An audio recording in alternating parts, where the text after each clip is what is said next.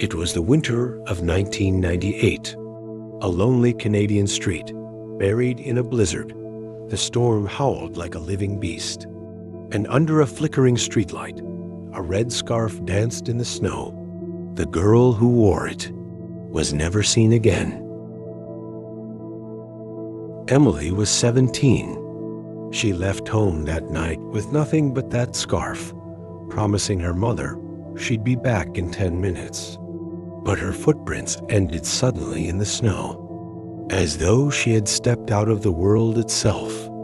The only thing the search party found was her scarf frozen, stiff, lying beside the abandoned railway tracks.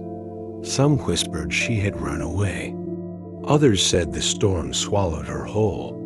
But my mother, she always said something else. The mirror took her.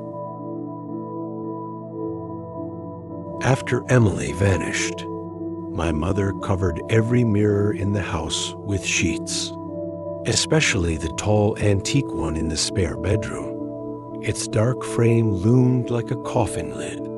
A crack had appeared across its surface, thin and jagged like lightning frozen in glass. My mother refused to look at it. She swore it whispered her name.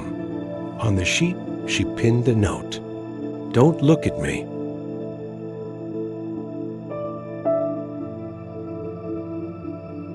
Years later, after my mother passed, I returned to that house alone. I found the spare key, and for the first time, I unlocked the forbidden's door. Dust clung to the air like smoke.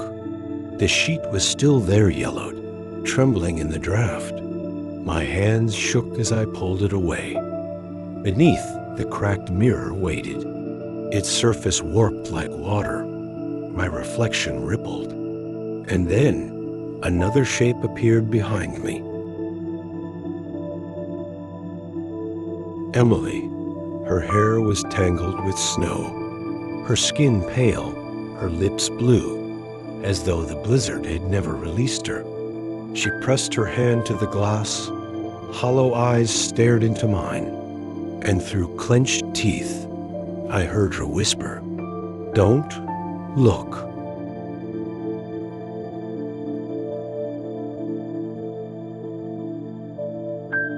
The air grew colder.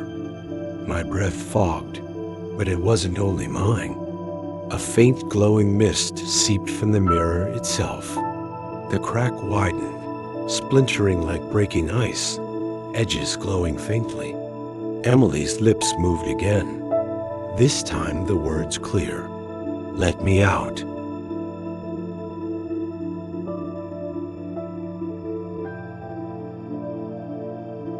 Varsailin. Her hand pressed against the glass, and I swear I felt it. Cold fingertips brushed mine. The glass throbbed like skin. I stumbled back, throwing the sheet across the mirror, slamming the door behind me, but the whispers followed.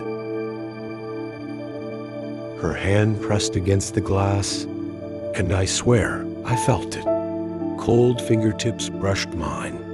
The glass throbbed like skin. I stumbled back, throwing the sheet across the mirror, slamming the door behind me, but the whispers followed.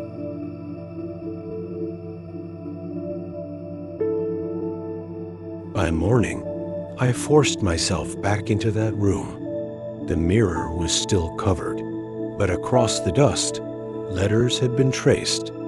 From the inside, they glowed faintly in the dim light. "You already did." My stomach turned to ice, because I knew they were right.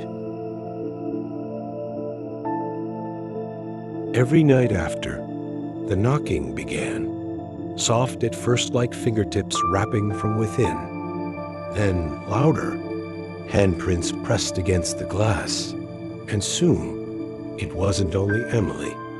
Dozens of faces bloomed in the cracks, screening silently, their mouths stretching wider, their eyes hollow, whispering all at once, "You looked.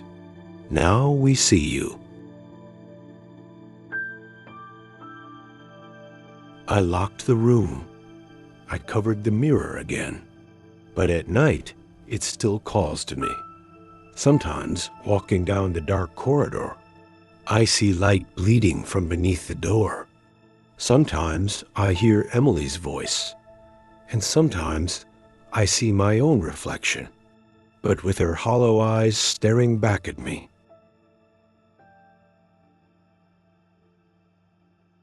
The mirror is still there, covered, waiting. And I've learned one thing. You can cover a mirror, but once you've looked, it never stops looking back.